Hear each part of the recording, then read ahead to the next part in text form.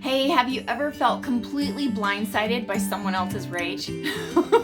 Like, you may have just been doing your thing, walking down the road, minding your business, and then someone with a storm comes up and just starts railing on you or going off. There is a way for us to be able to stay calm and stay strong, even if we don't see it coming. Do you remember those old Pink Panther shows where Inspector Clouseau would just be walking in his apartment and then Kato would attack him, and then what the inspector wanted to do was manage his instincts and try to become like natural at responding. Well, our instincts to anger usually do not serve us at all. Recently, I was doing a drill in my karate class, and someone would I knew they were going to attack me, but I didn't know what they were going to do. And it was just to see how our reaction, our instinct was working. And I was just so surprised because when someone came up for a tackle, my instinct was not a good one. It was a way to get like completely attacked. And I thought, I know better than this because I've learned techniques to help me with this. But my instinct was still not totally in with my techniques that I'd learned. So I need to practice. So we want to get away from responding to instincts that don't serve us. So the first thing when we're reacting from our instincts, here's what we usually do. First, we give them responsibility for making us angry. That's us giving our power to feel good or bad, we get to choose, to someone else. Now, if someone else is on an emotional roller coaster ride, we do not want to hinge our happiness and our ability to be calm on them. We don't want to wait to see how they act to see how we're going to act. We also mirror them. So if someone is really angry, we start to reflect back what we're seeing. We feel like we need to match them, or we feel like we're taking on their emotions, but we can't do that. We're only physically capable of feeling our own emotions that are driven by our own thoughts, and so are they. Something else we do instinctually is we choose to define success on whether they reacted well or not. That conversation was a good one if they didn't get mad, or they're not angry with me anymore, or they stopped yelling. And this is also something that takes our power away. We can't control them, and we don't want to set ourselves up for a position of trying to manipulate someone else emotionally. Another thing we do instinctually is we resist our emotions. Like, we may start feeling anger and we're like, no, I'm not going to feel angry. And what we do is we give strength to that emotion and energy to it. We often try to distract ourselves from it. I'm just going to pretend like this didn't happen. I'm going to get busy, or I'm going to go eat a cookie so that I feel better. Or we react to it by matching them. We yell back. Because a lot of times we feel like, I'm going to feel better if I get this anger outside of me. But usually we don't, do we? We often feel worse. So what we do is we take anger on, and anger feels terrible.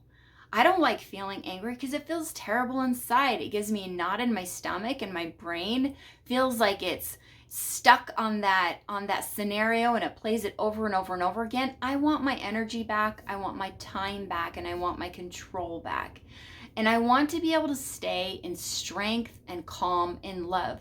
So here are some skills that can help you get there. The first one is to acknowledge and own your own feelings. So someone says, how do you even do that without resisting, like pretending like you're not feeling angry?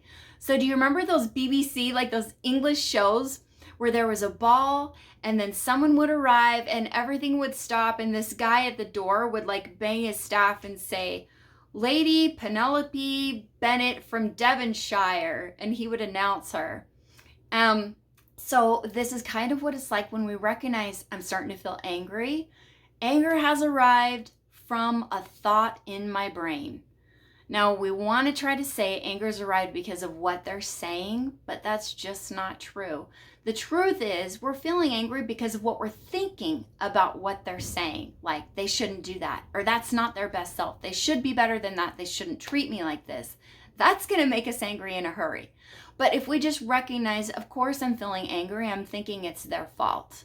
I'm thinking they shouldn't be like this. But the problem is that when we think that, we don't show up as our best selves. So this is how we rein the control back in and say, I'm owning it. I'm creating this for myself, and we're not going to judge it. We're just going to be like announcing it. Anger has arrived from a thought in my mind. Okay, the next thing we can do is give them space and permission to feel their emotions.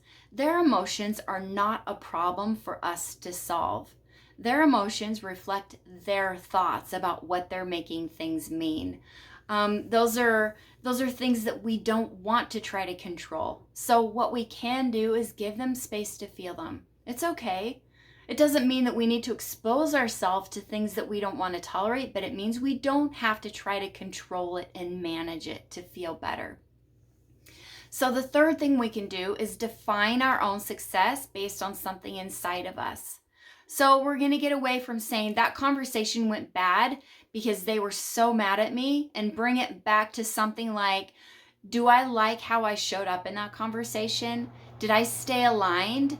And measure it and use ourselves, our best selves, as a template for whether that was a good thing or a bad thing. And we really don't have to even label it as a bad thing. It was just a thing that happened. So when you're walking down the road and your Cato jumps out and surprises you with a bunch of anger, like we all know who that Cato is, right? You can choose to think something other than, they shouldn't do that. They should be better than that. They shouldn't treat me like that. You can choose to think something like, this is my chance to practice showing up as my best self. Best self, it's go time. Let's do this with love. Let's do this just like we've practiced. And I love me no matter what. Because a lot of times what we're really trying to do is we've sensed that our value has dropped, our legitimacy, our validity, those kinds of things have suffered an injury, and we need to correct it and convince them that we're still okay. But what we can do is just know that we're okay. I've got my back. I've got my back. I'm not mad at me. I'm going to be okay with you. And so when you can do these things, you get to be unshaken, in peace and in calm and in love, even when they're out of their mind crazy mad at us. We can do this. Won't that feel better? Love just feels better than anger. Why punish ourselves because they're mad, right? Do you want to learn some next level skills about how to manage your emotions? It's probably easier than you think. Just call for a free consult or go to strongerbecause.com and let's talk about how coaching can help your life.